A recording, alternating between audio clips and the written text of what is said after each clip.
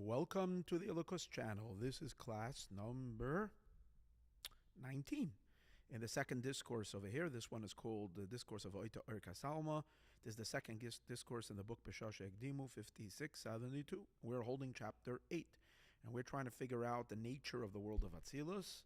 At certain, as we learned earlier, in some places it seems to imply that Atzilus is just a revelation of something that was concealed and hidden, and it was like a potential that just came into actualization.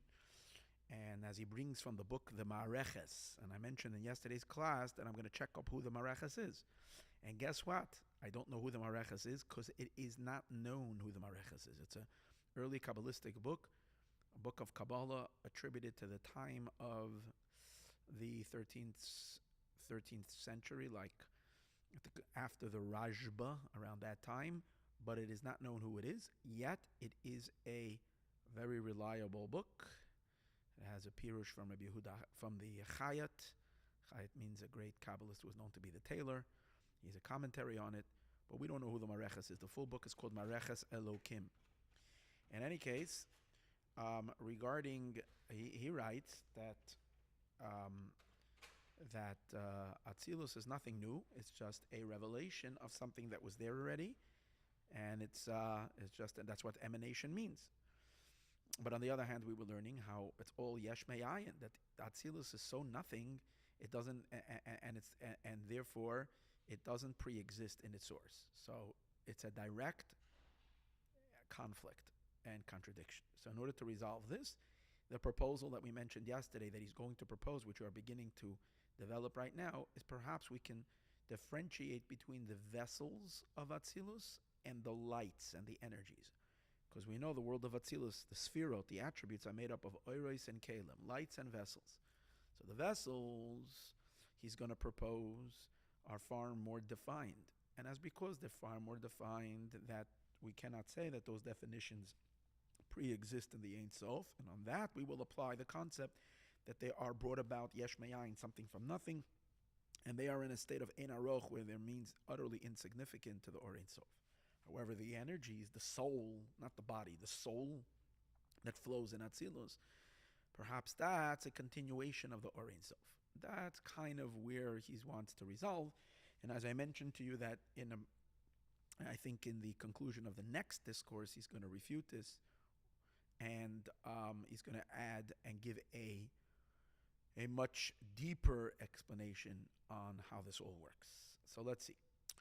The idea is as follows. Three lines into chapter 8. It is known that Atzilus, the world of Atzilus, the world of emanation, Umamutza, is a intermediate state Ein Sof, between the infinite light, the light that has no end, right? Or Ein Sof, the light without an end. Hamatzil, the emanator, Elan Avraim, to the creations. It's a go-between the infinite one, blessed is he, so to speak, God Almighty himself, and creation. So creation, and then there's some kind of a level which is an intermediate. So it stands in between. It's not a creation, but it's also not the pure infinite light, and kind of it serves as a level that can transition. Atzilus is in order to transition the infinite to the finite.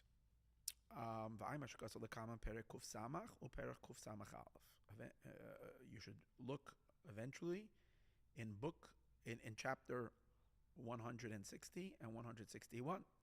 If we did already 39 classes and we are just in chapter 8, so the time we get to class number chapter 160 and 161, we're going to have a few more white hair. Anyways, it's quite a while from now. So let's see if we remember then that we were told in this chapter to look. But let's continue. What does he say? I guess there he expounds on this idea. It is known that every mediator, every media, every situation that acts as a go-between has to include within himself both levels.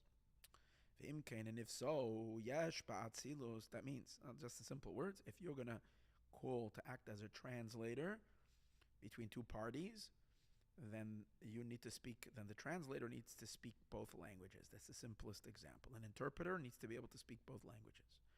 So if we're going to interpret from the language of the infinite into the language of creation, the interpreter himself has to be knowledgeable in the infinite and also knowledgeable in the finite.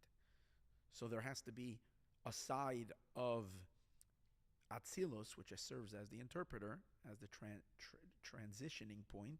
There has to be a side of Atzilus that faces the creation, and therefore is more creation-like, and therefore more defined and limited. And there is another side to Atzilus, which faces the infinite and represents the infinite, and therefore can understand and appreciate the infinite, which means it has to be infinite as well. So it's going to be some kind of a hybrid. If you do it, it is known, the Chol Mamutz, as he said, every intermediator has to include both levels. And if so, in Atzilus itself, in the world of emanation, there has to be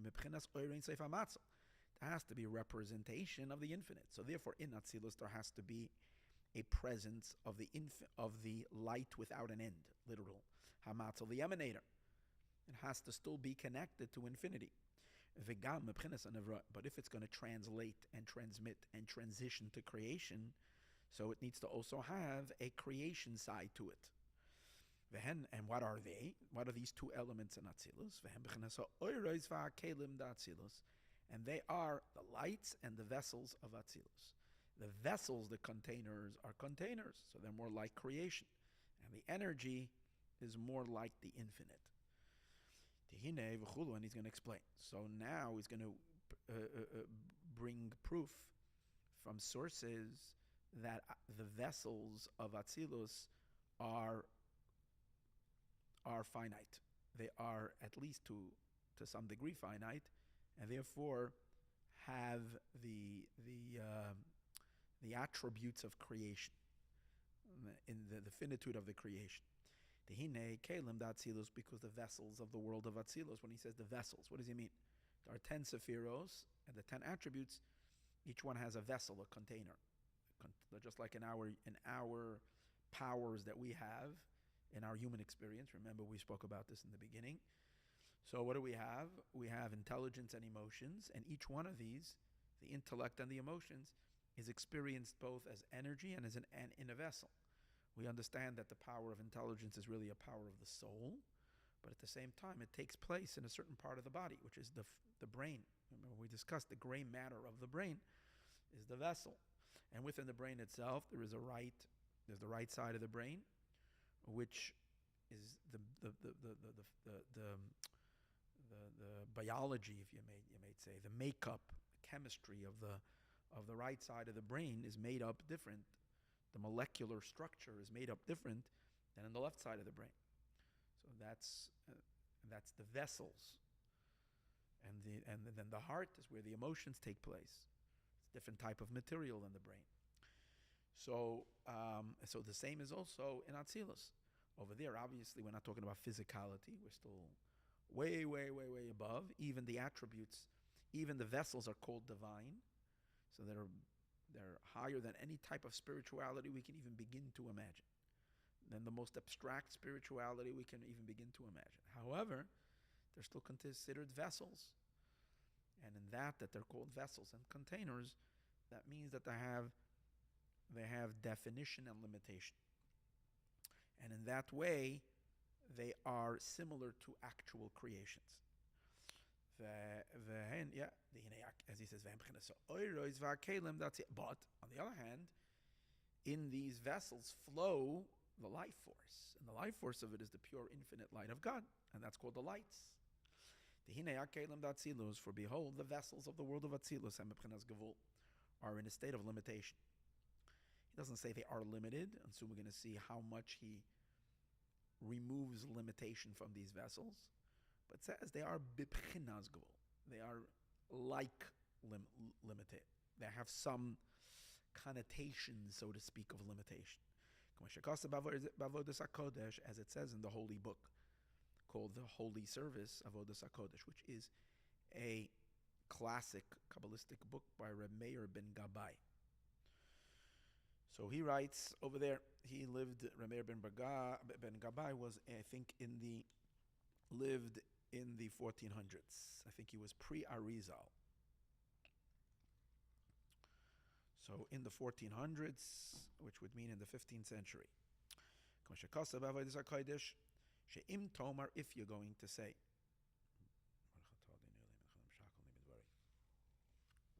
if we are going to argue that God only has power in the limitless, Avodas HaKodesh is proving that God has to be able to affect in a limited fashion. And the Avodas HaKodesh claims that that's part of God's infinity. If God's power would only be, if God could not restrain his power, and that because he's infinite and beyond definition, beyond limitation, every effect that he impacts would be infinite, then Avodas HaKodesh argues that itself would be a limitation. Because then he would be limited in being too big. And that too is a limitation. It's good to be tall because, you need to reach something, a box high up. You're able to reach it. Short people can't reach it unless they have a ladder, but a tall person can reach it. But in some ways, when you have to hide under something and the tall person is too tall, when you have to get into a small place, that's a limitation. So being too small is a limitation, too short, and being too tall is a limitation. So in that sense, being infinite is also a limitation if you cannot finite yourself. So the Avodas HaKodesh makes the argument that because God is truly infinite, so his power, you cannot limit him to only be able to shine and to influence in an infinite manner. He has to be able to contract himself. And in God himself, it's not even two powers. It's part of his limitlessness that anything, he can do anything. He's capable of anything. So he's capable of being infinitely large and capable of being infinitesimally small. So, but then he says, okay, so God has that power. So he has a koach hagvul, he calls it, the power of limitation. He says, however, where is that visible the first time? Where does it come out? The limitlessness of God is in the Or Ein Sof, in the infinite light. That's the limitlessness. Where do you see this power to limit for the first time that it's apparent and visible? He says, in Atzilus, the vessels of Atzilus. The vessels of Atzilus is the first demonstration of God's ability to limit, because they are limited. As he says, if you're going to say that God only has limitless power, he doesn't have the power to restrain and to affect in a finite manner, so you are reducing, you're limiting his perfection. And therefore he has both. Now, but where is that seen first? And the first detection, if you might say, of Hashem's limitation, those are the attributes. Okay? The attributes, they are God affecting and projecting in a limited manner. V'hakavona, and his intention is ala kelim d'atzilus, not on the lights, because the light that flows through the attributes is truly infinite, but rather it's referring to the vessels of Atzilus, that they are in a state of limitation. What does that mean? And that is because they are within the parameters and they contain within themselves certain substance. The substance of what? Of something particular. Which particularization? Wisdom, chachma, and chesed, and kindness, and all the other 10 attributes, which are specified, definable forms of energy. We all understand that the energy of kindness has a complete different flavor and feel, and is very essentially different than the energy of discipline. It's two opposite ends, like we discussed earlier, water and fire and the like. They're two opposites. And intelligence is different than emotion. Intelligence is calm. Emotions is excitement, as we discussed. It's a very different form of energy. So now these definitions don't run in the energy; they run in the vessels. The vessels are what imply these definitions. The Ikar Mitzi is Pchinas Chachma v'Chesed. Now he wants to emphasize that the primary existence of wisdom, Chachma, wisdom, and kindness, Hu ba'Hakelim Dafka, is in the vessels, not so much in the light. We're not going to excuse the lights or release the lights completely from these what do you call it, attributes, from these definitions. We're going to see soon we cannot argue that the lights that are present in all the sefirot are actually all the same, and that there is the same energy, the same light that flows in the chachma is the exact same light that flows in the emotions, or that the same light and energy that flows in kindness is the exact same light that flows in severity, in gevura. We're not going to be able to do that, as we're going to see. We're going to have to relate somewhat of a subtle leaning already towards one of these, to kindness or to intelligence or to wisdom or to understanding or whatever. We're going to have to somehow define the lights a tiny bit, as again. However, the primary definitions are not in the lights, they're in the... In other words, it's not like we once discussed, that when you have electricity coming through a power outlet plugged in, and electricity, sometimes you have a power strip, plug in one plug, and then it ends up with a power strip, and in that power strip, you plug in up a light, a desk light, you plug in a computer, you plug in a printer, you plug in a telephone, and all kinds of other stuff, a charger or whatever, a battery with charger or whatever. So these are all different things, a phone charger, they're all plugged into one strip. Well, no one is going to argue that the strip of electricity that's coming through is different, that's running in the printer, is different than the electricity that's running in the phone charger, that's different than the electricity that's running through the monitor. It's the same electricity. What each vessel does is it's using power, and it's providing power, and the power is equal in all. So we would kind of perhaps want to make that argument regarding to all the vessels that in Atzilus, all the attributes, that the or that's flowing through them is pure simple power. It's not, doesn't have any definition whatsoever. And the difference is only the vessels are different. So there is a vessel of kindness. So when the power of God is going to flow into it, it's going to pump up the kindness. It's going to energize kindness. And the power that's flowing through the other sphera, the discipline is pure, simple energy, and it's not. So we cannot argue that, as we're soon going to see. But we're making pretty close to that argument. That if there is any bit of difference in the energy, it is something that is undetectable. What is noticed and what is felt and what is seen is only pure infinite light, because the lights are infinite. However, the vessels are what contribute the character of Chachma Chesed.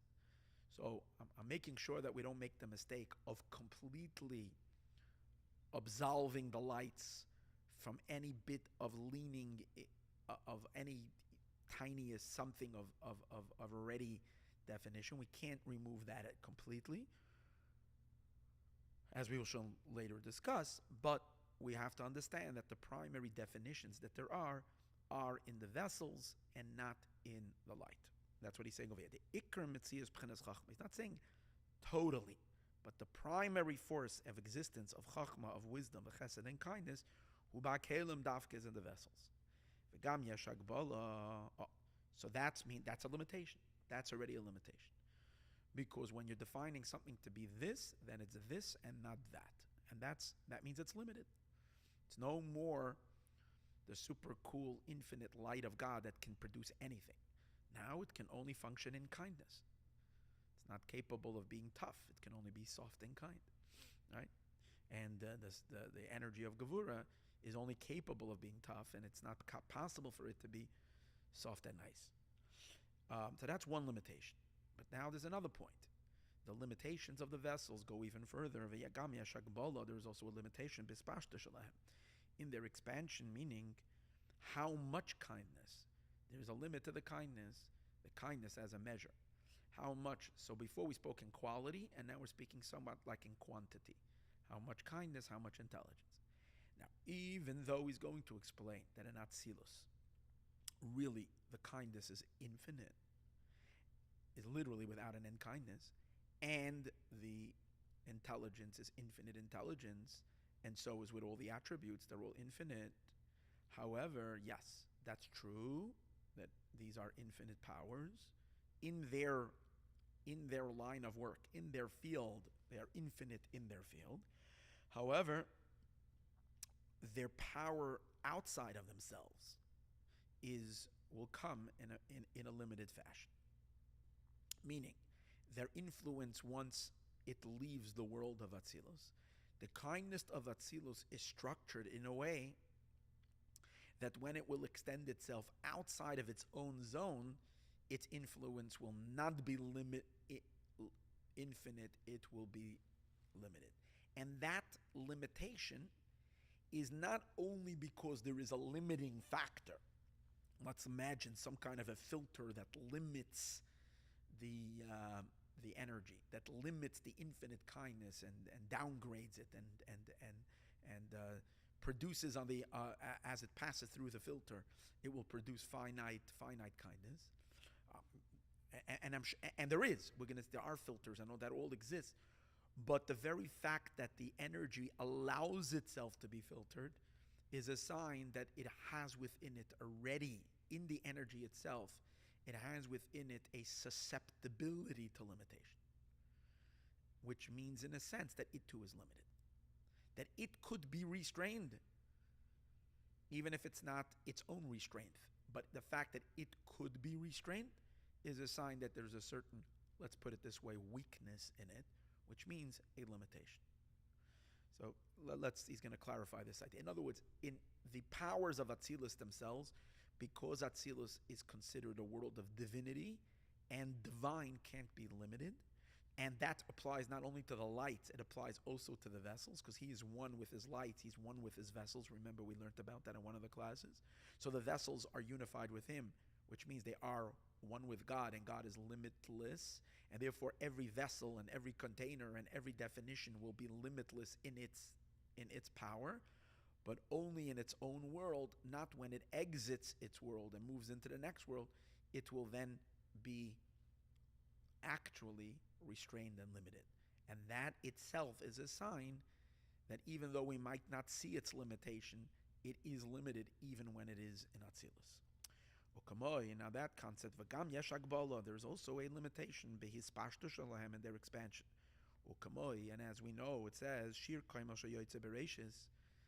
there is a fascinating statement by the sages who say that the measure of the height of the one who creates the world, the master, the former of creation, how tall is God?